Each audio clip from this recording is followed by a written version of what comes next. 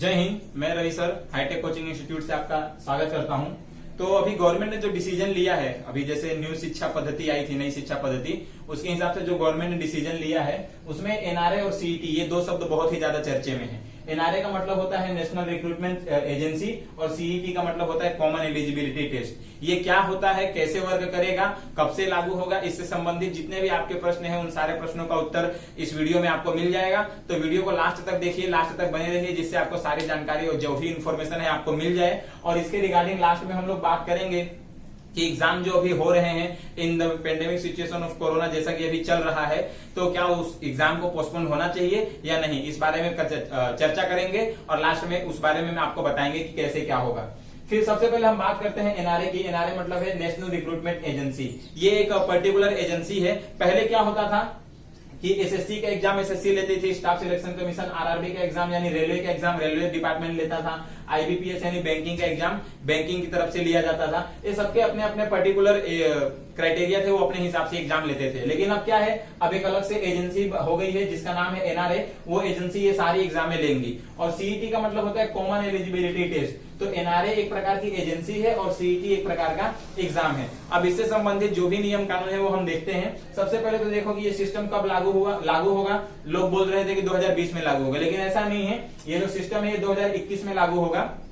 और एसएससी का एग्जाम हो, चाहे बैंकिंग का एग्जाम हो, चाहे रेलवे का एग्जाम हो, सबसे पहले तो ये सब सेंट्रल लेवल के एग्जाम होते हैं। तो इसमें स्टेट गवर्नमेंट से संबंधित किसी भी एग्जाम में कोई चेंजेस नहीं होगा। जो सेंट्रल लेवल पे बैंकिंग का हो रहा है, रेलवे का हो रहा है, एसएससी का एग्जाम हो रहा है, ये सारे एग्जाम होंगे और ये सारे के सारे एनआरए के अंतर्गत होंगे, यानी कि नेशनल रिक्रूटमेंट एजेंसी के अंतर्गत। दूसरा ये है कि जो एग्जाम होगा वो कैसे होगा, तो पूरे एक साल में 2 बार एग्जाम लिया जाएगा। एनआरए की तरफ से एजेंसी एग्जाम कंडक्ट करेगी। एजेंसी मतलब क्या, जो एग्जाम कंडक्ट करवाए, सेंटर को देखे, पूरा सिस्टम जो होता है वो सारे मैनेज करे, वो एजेंसी होती है। और ये केट है वो एक प्रकार का एग्जाम है।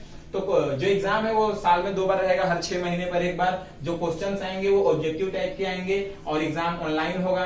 और पहले जो एग्जाम की भाषा होती थी वो हिंदी इंग्लिश फिक्स होती थी, और जिस प्रदेश में हो रही है उस प्रदेश के हिसाब से प्रादेशिक भाषा भी होती थी। तो 2 भाषा या 3 भाषा में होती थी। लेकिन अभी कैसा है, ये पूरे 12 भाषाओं में एग्जाम ली जाएगी, 12 भाषाओं में।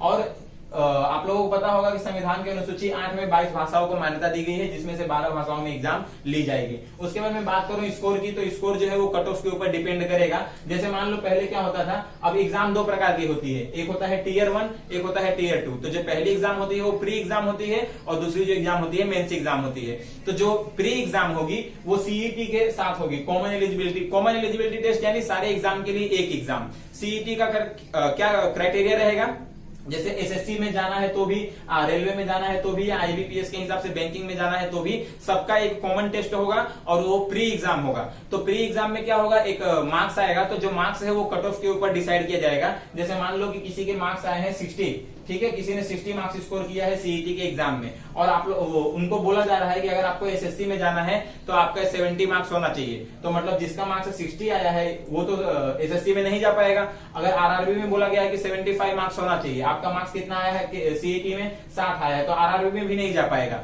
और आईबीपीएस में बोला है कि आपका 55 मार्क्स होना चाहिए, तो आप जा सकते हो, और आपका कितना आया है 60 मार्क्स आया है, तो आप आईबीपीएस वाले में जा सकते हो। तो इस तरह से इसका फिक्स किया हुआ है। लेकिन इसमें ऐसा होता है कि जैसे मान लो ये स्कोर तो हर समय चेंज होता रहेगा, और आपने एक बार प्री एग्जाम दे दिया, तो प्री एग्जाम देने के बाद जो मेंस एग्जाम होता है वो मेंस एग्जाम ये जो पर्टिकुलर बॉडी है वो अपना खुद कंडक्ट करेगी। एसएससी के सिलेबस ने जो डिसाइड किया है मेंस एग्जाम के लिए, वो सेम आरआरबी के साथ भी, सेम बैंकिंग वाले के साथ भी। जो इन लोग अपनी जो मेंस एग्जाम लेंगे वहां पर ये लोग अपना जो सिलेबस फिक्स है उस सिलेबस में कोई चेंजेस नहीं है। लेकिन ये जो सीईटी कॉमन एलिजिबिलिटी टेस्ट होने वाला है, इसका सिलेबस कैसा रहने वाला है इसके बारे में भी बात करते हैं। वैलिडिटी है, अगर एक बार आपने स्कोर कर लिया है तो जो रिजल्ट आया है, आपका जो सर्टिफिकेट मिला है कि आप मेंस एग्जाम में बैठ सकते हो, उसके लिए 3 ईयर की वैलिडिटी दी गई है। मतलब 3 साल तक वो रिजल्ट की वैल्यू रहेगी। और जो चांस है, चांस मतलब किसी भी एग्जाम के लिए जो आपका पर्टिकुलर एज क्राइटेरिया होता है, एज लिमिट होता है, उस एज लिमिट के अंदर आप जितनी बार एलिजिबल हो उतनी बार आप एग्जाम दे सकते हो। मतलब अनंत समझो, या चांस आपको बहुत मिल सकते हैं, ठीक है, लेकिन डिपेंड करता है एज लिमिट के ऊपर। उसके बाद सिलेबस की बात करें तो कॉमन एलिजिबिलिटी टेस्ट के लिए अभी तक कोई सिलेबस गवर्नमेंट ने डिसाइड नहीं किया है, क्योंकि ये 2021 से लागू होने वाला है। तो सिलेबस के बारे में बाद में जानकारी मिलेगी। फिर उसके बाद बात करते हैं टाइप ऑफ सीईटी, मतलब कॉमन एलिजिबिलिटी टेस्ट जो होने वाला है वो कितने प्रकार से होगा। तो ये 3 प्रकार से होगा। 10वीं के बेस पे सीईटी टेस्ट होगा, 12वीं के बेस पे होगा और ग्रेजुएशन के बेस पे होगा। ऐसा क्यों 3 अलग अलग टाइप दिया हुआ है? क्योंकि डिफरेंट टाइप्स के लोग होते हैं, कोई 10th के बेस पर एग्जाम देता है, कोई 12th के बेस पर एग्जाम देता है, कोई ग्रेजुएशन लेवल पर एग्जाम देता है। तो ये अलग अलग बेस के हिसाब से सबका सिलेबस भी अलग अलग होगा ना। अब 10th में कोई पढ़ा है तो 12वीं का इन्फॉर्मेशन उसके पास कैसे होगा, या फिर किसी ने 12वीं पढ़ा है तो उसको ग्रेजुएशन का इन्फॉर्मेशन कैसे होगा। इसीलिए इसको अलग अलग क्राइटेरिया सेट करके रखा है। अब बात करते हैं एग्जाम की, तो एग्जाम जो है 2 टीयर में होता है। टीयर 1 जो होता है वो प्री एग्जाम होता है, तो रेलवे के लिए और एसएससी के लिए और आईबीपीएस के लिए जो प्री एग्जाम होगा वो कॉमन एलिजिबिलिटी टेस्ट के द्वारा कंडक्ट किया जाएगा, जिसको एनआरए एजेंसी कंडक्ट करेगी, नेशनल रिक्रूटमेंट एजेंसी। और टीयर 2 जो एग्जाम होगा, जिसको मेंस एग्जाम बोलते हैं, उस एग्जाम में क्या होगा, एसएससी अपना एग्जाम लेगी, आरआरबी रेलवे अपना एग्जाम लेगी, बैंकिंग अपना एग्जाम लेगी, आरआरबी और ये बैंकिंग, ठीक है। ये सब पर्टिकुलर अपना अपना एग्जाम लेंगे, जिनका जो मेंस का सिलेबस होता है, सिलेबस में कोई चेंजेस नहीं है अभी तक, ठीक है। अभी जैसे मान लो कि एसएससी है, तो एसएससी में मैथ्स से संबंधित क्वेश्चन ज्यादा पूछे जाते हैं या हार्ड होते हैं। बैंकिंग में जो है, आईबीपीएस में बैंकिंग रिलेटेड क्वेश्चन ज्यादा पूछे जाते हैं, रेलवे में जो है जीएस रिलेटेड क्वेश्चन ज्यादा पूछे जाते हैं। तो लेकिन यहाँ पर तो आप सीईटी का एग्जाम दे रहे हो तो आप तीनों के लिए एलिजिबल हो जाओगे, एलिजिबल आप तीनों के लिए हो जाओगे। लेकिन सीईटी का एग्जाम आप दे रहे हो, लेकिन आपको जाना है बैंकिंग में, तो आपको बैंकिंग के क्वेश्चन ज्यादा आएंगे, फिर मैथ में और जीएस में अटकोगे। अभी कॉमन एलिजिबिलिटी टेस्ट का एग्जाम देकर अगर आपको एसएससी में जाना है, तो आप एसएससी का ज्यादा तैयारी किए रहोगे तो आप दूसरे क्वेश्चन में अटक जाओगे। तो इसके हिसाब से क्या किया गया है, पूरे सिलेबस को इस तरह से प्रिपेयर किया गया है कि बैंकिंग वाला भी एग्जाम दे सके, रेलवे में जाने वाला भी एग्जाम दे सके, एसएससी में भी जाने वाला एग्जाम दे सके। तो इस तरह से अब जैसे टीयर 1 एग्जाम हो रहा है, तो मतलब मेरा जो कहना है वो उस हिसाब से होना चाहिए कि 50 मार्क्स का मैथ्स, 50 मार्क्स का इंग्लिश, 50 का जीएस और रीजनिंग जो है 50 का होना चाहिए। इस तरह से 200 मार्क्स का पेपर होना चाहिए, ऐसा है। तो अगर मैं बात करूं इस हिसाब से पेपर होने की, तो आप समझो जैसे मान लो कि किसी ने 10वीं के बेस पर कॉमन एलिजिबिलिटी टेस्ट का एग्जाम दिया, तो वो 12वीं के बेस पर आने वाले वैकेंसी में एंट्री नहीं कर सकता। और किसी ने 12वीं के बेस पर अगर एग्जाम दिया है कॉमन एलिजिबिलिटी टेस्ट का, तो वो मेंस में जाकर 12वीं के बेस वाला ही मेंस का एग्जाम देगा, वो ग्रेजुएशन के बेस वाला एग्जाम नहीं दे सकता। ठीक इसका उल्टा भी है।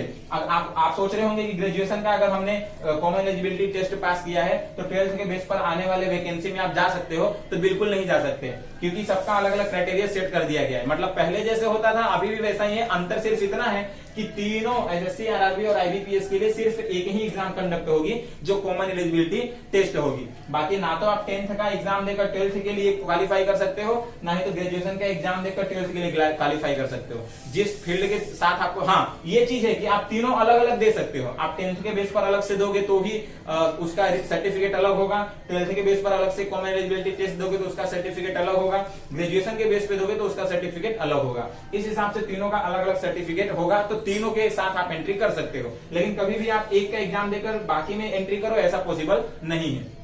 ठीक है। अब यहाँ पर जैसे देखो वैकेंसी की बात करते हैं, जिस हिसाब से एग्जाम हर 6 महीने में एक बार लिया जाएगा, मतलब एक साल में 2 बार, उस हिसाब से वैकेंसी भी आना चाहिए। हर 6 महीने में वैकेंसी भी निकलना चाहिए। आप लगातार एग्जाम लिए जा रहे हैं, वैकेंसी निकल ही नहीं रहा है, तो किसी का भर्ती ही नहीं होगा, कोई जॉब पे लगेगा ही नहीं, किसी की नौकरी ही नहीं लगेगी।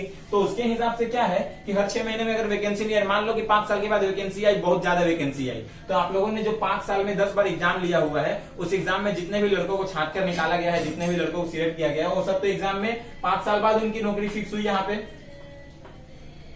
तो बाकी के लड़कों का क्या, जो 5 साल तक बैठे हुए थे, 5 साल तक जो बैठे हुए थे, उनका कुछ हो नहीं सकता। तो इसके हिसाब से ये देखा जाएगा कि जिनका हाई स्कोर रहेगा उनको पहले चांस दिया जाएगा। अगर ये बात वैकेंसी की रहे तो इसमें आप लोग कमेंट सेक्शन में कमेंट करके बताओ कि जो वैकेंसी हो रही है वो हर 6 महीने में निकलनी चाहिए, या अगर नहीं निकल रही है हर 6 महीने में, तो ये तो पुराना जो क्राइटेरिया था, पुराना जो सिस्टम था, उसी के सिस्टम के जैसा हो गया। वैकेंसी निकल ही नहीं रहा है, एग्जाम लेते जा रहे हैं, हर बार एग्जाम हो रहा है, वैकेंसी निकले नहीं रहा है, किसी की नौकरी लगे नहीं रही है। तो ये सारी चीजें भी देखनी होगी। अब जैसे दूसरी एक बात चल के आ रही है, यूजीसी जो है या फिर जेईई की एग्जाम या नीट वाली एग्जाम जो है, या यूजीसी में जो ग्रेजुएशन की एग्जाम है, ये सारे एग्जाम सितंबर में होने वाली है। और आपको अच्छे से पता है कि सितंबर में 25 लाख से भी ज्यादा लड़के एग्जाम देने वाले हैं, नीट का एग्जाम, जेईई का एग्जाम, यूजीसी का एग्जाम सब मिला के।